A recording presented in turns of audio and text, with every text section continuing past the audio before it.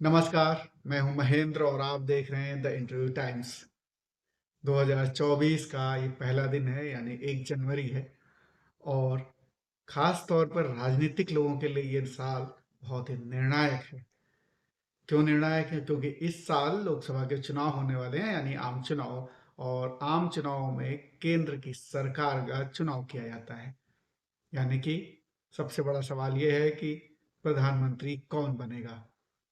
देश का प्रधानमंत्री 2024 में तय होगा। जो पार्टी सत्ता में आएगी वो इस साल अपना बहुमत लेकर आएगी और देश पर राज करेगी। तो इसलिए ये साल बहुत ही निर्णायक है। और मौजूदा दौर में जो दो गठबंधन हैं उनमें से एक है जो सत्ताधारी है, वो एनडीए गठबंधन है, और दूसरा इंडिया गठबंधन है। अब इन दोनों के बीच में मुकाबला है। अब इस मुकाबले में जो जीतेगा वो सरकार बनाएगा। आज विश्लेषण करेंगे कि जो कि सभी के लिए सवाल है, बहुत बड़ा सवाल है कि 2024 में कौन बनेगा प्रधानमंत्री। सबके अपने अपने परसेप्शन है, एनालिसिस है। आपका क्या कहना है आप कमेंट करके हमें जरूर बताएं। और आज की इस वीडियो में हम इसी पर विश्लेषण करेंगे और बात करेंगे कि 2024 में कौन बनेगा प्रधानमंत्री। आप भी बताइए, कमेंट करके बताइए। और मैं आपको इस पूरे वीडियो में वो 3 कारण बताने वाला हूं जिसकी वजह से मुझे ऐसा लगता है कि प्रधानमंत्री तो नरेंद्र मोदी ही बनेंगे। ये बीजेपी का नारा भी है, आएगा तो मोदी ही। और उसके पीछे कुछ ठोस कारण हैं। और वो 3 कारण क्या हैं, जो मूल कारण है, वो मैं आपको इस वीडियो में बताने वाला हूं। तो आप इसको स्किप मत कीजिएगा, पूरा देखिएगा। बहुत छोटा वीडियो रहेगा, बहुत ज्यादा समय नहीं लूंगा मैं। 5 मिनट में मैं आपको बताऊंगा वो 3 कारण जिनकी वजह से मोदी दोबारा सत्ता में लौटेंगे। तो चलिए बात करते हैं पहले कारण की। दरअसल पहला कारण बहुत ही इंपॉर्टेंट है। बीजेपी को आपने देखा होगा, हमेशा वो कैंपेन मोड में रहती है, यानी कारपोरेट कल्चर।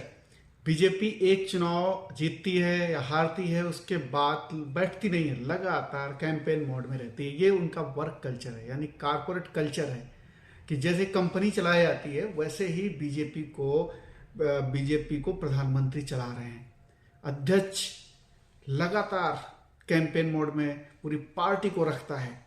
और उसके लिए मोदी का जो विजन है या मोदी का जो कार्य पद्धति है वो इसके लिए पूरी तरीके से उत्तरदायी है। और बूथ लेवल तक, यानी प्रधानमंत्री से बूथ लेवल तक ये पूरी पार्टी लगातार वर्किंग ही रहती है। यानी कि कोई ना कोई कैंपेन सेट होता है, लगातार पूरा कैलेंडर होता है। ऐसा नहीं है कि कभी भी कुछ भी करने लगे, पूरा तय होता है, एक पूरा कैलेंडर बनता है पूरे साल का। और उसके अकॉर्डिंग काम होते हैं। चाहे वो कहीं का चुनाव खत्म हो, कहीं का चुनाव आने वाला हो, लगातार अगले चुनाव के लिए तैयारियां, मीटिंग्स, पूरी कैंपेन, सब कुछ डिसाइड होता रहता है। पूरे कौन से कैंडिडेट उतारे जाने हैं उनकी पूरी स्क्रीनिंग होती है, पूरी लिस्ट बनती है। और प्रधानमंत्री के स्तर पर ही सारे फैसले लिए जाते हैं, वो चाहे कैंपेन हो चाहे और दूसरी चीज़ें हों। इसी के साथ में कारपोरेट कल्चर में एक और चीज़ होती है, वो होती है ब्रांडिंग, प्रसार प्रचार, एडवर्टीजमेंट। बीजेपी को इसमें महारत है। बीजेपी के पास पैसा भी है, कैंपेन भी है। और बीजेपी इसको एक तरीके से अपने मूल मंत्रों में शामिल करती है कि ब्रांडिंग बहुत ज़रूरी है, एडवर्टीजमेंट बहुत ज़रूरी है, और ख़ास तौर पर ब्रांड मोदी को बरकरार रखना है।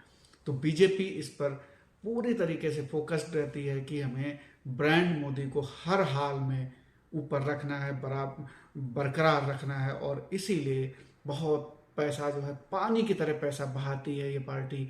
और बूथ लेवल तक कार्यकर्ताओं को एक्टिव रखती है, कभी भी उन्हें बैठने नहीं देती है। एक कैंपेन के बाद दूसरी कैंपेन और दूसरी के बाद तीसरी।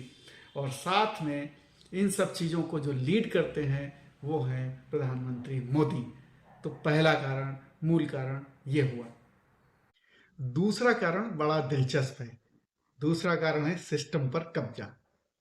मोदी सरकार ने, बल्कि ये कहना ज्यादा ठीक होगा कि मोदी ने, प्रधानमंत्री मोदी ने पूरे सिस्टम पर कब्जा कर रखा है, यानी अपने कब्जे में ले लिया है। अब समझते हैं कि ये सिस्टम क्या है। दरअसल सिस्टम में नेता शामिल है, सरकार शामिल है यानी नेता शामिल हैं, ब्यूरोक्रेट्स यानी प्रशासनिक अधिकारी शामिल होते हैं, इसके अलावा आम जनता शामिल होती है और मीडिया शामिल होता है।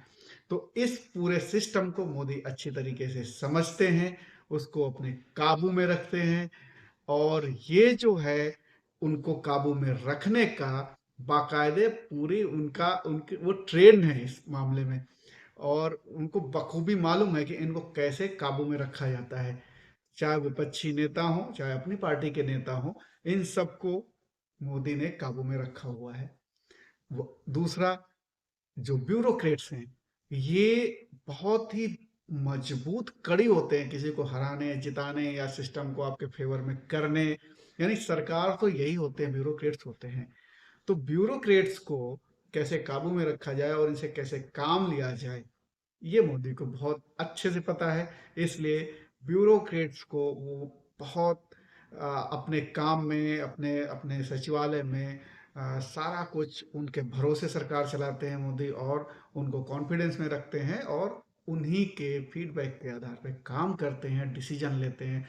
तो ब्यूरोक्रेट्स को किस तरीके से इस्तेमाल करना है और अपने काबू में कैसे रखना है, उनसे कैसे काम लेना है, ये मोदी को पता है। इसके अलावा जो सबसे इम्पोर्टेंट है वो है मीडिया। तो मीडिया को भी कैसे काबू में रखना है ये मोदी को पता है। तो मीडिया भी उनकी ब्रांडिंग में कोई कमी नहीं छोड़ती है। उनके उनको किसी भी तरीके का कवरेज हो या किसी भी तरीके निगेटिव कैंपेन तो भूल के भी नहीं कर सकती है मीडिया, पॉजिटिव कैंपेन करती है मीडिया। तो मीडिया को भी कब्जे में रखा हुआ है, ब्यूरोक्रेट्स को कब्जे में रखा हुआ है और नेताओं को कब्जे में रखा हुआ है। चौथी चीज है पब्लिक। पब्लिक वैसे तो कहते हैं पब्लिक सब जानती है, लेकिन पब्लिक कुछ नहीं जानती है। मोदी नाम से पब्लिक को इतना ज़्यादा लगाव है और भरोसा है और वो सब ब्रांडिंग का कमाल है कि मोदी के नाम पे पब्लिक भर भर के वोट देती है। तो कैसे काबू में किया पब्लिक को, ये मंत्र उनको मालूम है। तो पब्लिक भी उनके काबू में है और इसे काबू में करने के लिए एक बहुत ही मूल मंत्र, एक छोटा सा मंत्र मोदी ने अपनाया और वो ये है। और खास तौर पे ये कहना चाहिए कि पब्लिक अपने आप से, मोदी को ज्यादा इसमें कुछ करना भी नहीं पड़ा, अपने आप काबू में है और कुछ इस तरीके से नशे में है। और वो नशा क्या है? धार्मिक नशा है, धर्म का नशा है। धर्म का किस तरीके से नशा है? क्योंकि उन्हें मोदी पे बिलीफ है कि मोदी है तो हमारे जो धार्मिक मामले हैं, जो धार्मिक मुद्दे हैं, वो यही सुलझा सकता है और कोई पार्टी सुलझा नहीं सकती। और अगर मोदी गया तो फिर हम 70 साल तक किसी और मोदी का इंतजार करेंगे।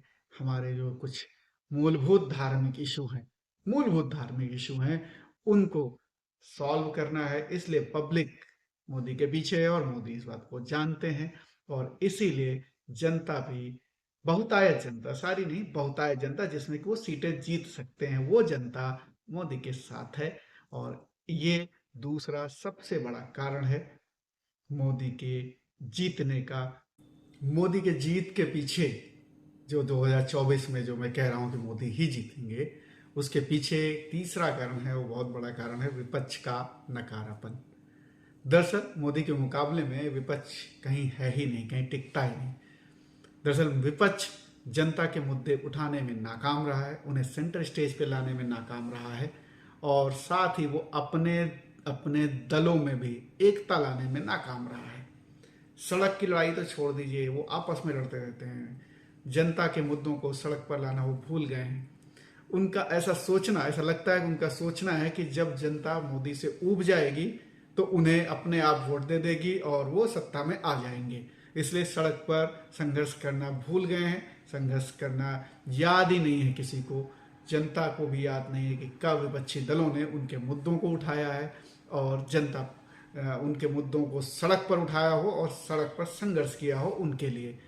तो विपक्ष की ये नकारापन, विपक्ष की ये नाकामी मोदी के लिए बहुत बड़ा वरदान है। आज के दौर में जब विपक्ष इतना कमजोर है, सीटें तो अलग बात है, वो सड़क पर आम जनता की लड़ाई भी नहीं लड़ पा रहा है। तो ऐसे में और अपने दलों को भी नहीं संभाल पा रहा, अपने अपने अपने दलों को। तो अब इंडिया गठबंधन में आप देखिए इतने दल शामिल हैं, लेकिन उनमें से किसी की एकता नहीं हो पा रही है। बहुत सारी चीज़ें अनडिसाइडेड हैं, वो सीट शेयरिंग से लेकर के चेयर पर्सन कौन होगा इत्यादि तमाम चीज़ें। तो एक तो सालों साल वो ड्राइंग रूम में बैठे रहे और अपनी लड़ाई कहाँ लड़ते रहे, सोशल मीडिया पर। उनको लगता है कि सोशल मीडिया पर लड़ लेने से हम मोदी को परास्त कर लेंगे, जनता तक सोशल मीडिया इंटरनेट के माध्यम से हमारी बात पहुंच जाएगी और जनता हमें हमारे ऊपर विश्वास करेगी। लेकिन हकीकत में अभी हिंदुस्तान की राजनीति में ऐसा नहीं होता है। हिंदुस्तान की राजनीति में जनता आपको अपने सामने देखना चाहती है, अपने बीच में देखना चाहती है। आप उसकी लड़ाई उसके बीच में रहकर लड़ेंगे तभी वो आप पर भरोसा करती है, क्योंकि यहाँ पर आपको एक ऐसा आदमी चाहिए जिस पे आपको भरोसा करे जनता, और तब आपको वो वोट दे और वो ये भरोसा रहे कि ये आदमी जो हम चुन के भेज रहे हैं, ये जो देश का नेतृत्व करेगा, वो हमारे वायदे पूरे करेगा। इसलिए मोदी ब्रांड पे बहुत जोर देते हैं, और इसलिए मोदी ब्रांड एक भरोसे का ब्रांड जनता के बीच में, कि जो उसके मुद्दे हैं, जो जनता चाहती है कि ये मेरे मुद्दे हैं, उन मुद्दों को मोदी डिलीवर करेगा, और इसीलिए जनता मोदी को चुनती है। और हमारे दूसरे विपक्षी नेता वो अपने अपने अपने जो दलगत राजनीति है उससे आगे नहीं आ पा रहे हैं और जनता के बीच में जा नहीं पा रहे हैं। तो ये तीन बड़े कारण हैं जिसकी वजह से 2024 में मोदी एक बार फिर, ऐसा मानना है मेरा, कि प्रधानमंत्री बनेंगे, बीजेपी सत्ता में आएगी। सीटें कम ज़्यादा जो भी होनी है वो बात की बात है, लेकिन जो एक इस पूरी अभी की पूरी स्थिति को देख के आकलन किया जा सकता है, उसमें कोई ही इस बात को मानेगा कि फिलहाल विपक्ष कहीं भी मुकाबले में नहीं है। और यही वजह है कि मोदी एक बार फिर देश के प्रधानमंत्री बनेंगे। आपका क्या सोचना है, कमेंट करके हमें ज़रूर बताइए। आपको अगर ये वीडियो अच्छा लगा हो तो शेयर कर दीजिए, लाइक कर दीजिए। फिलहाल आज के विश्लेषण में इतना ही। नमस्कार, फिर मिलेंगे किसी और मुद्दे के साथ। तब तक देखते रहिए आप इंटरव्यू टाइम्स। नमस्कार।